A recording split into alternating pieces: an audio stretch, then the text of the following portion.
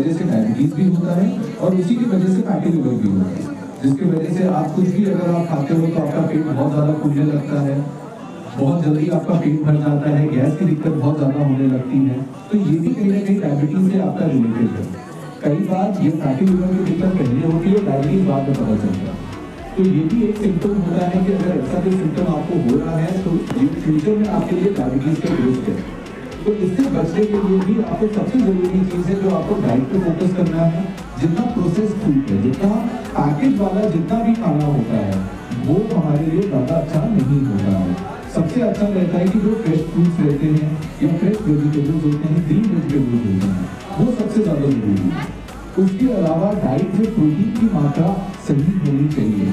आमतौर पे जो हम लोग ज़्यादा खाते हैं वो कार्बोहाइड्रेट ज़्यादा कंज्यूम करते हैं, जबकि प्रोटीन का मात्रा भी अच्छा खासा होना चाहिए। हम लोग की जो डाइट है नॉर्मली वो ज़्यादा कार्बोहाइड्रेट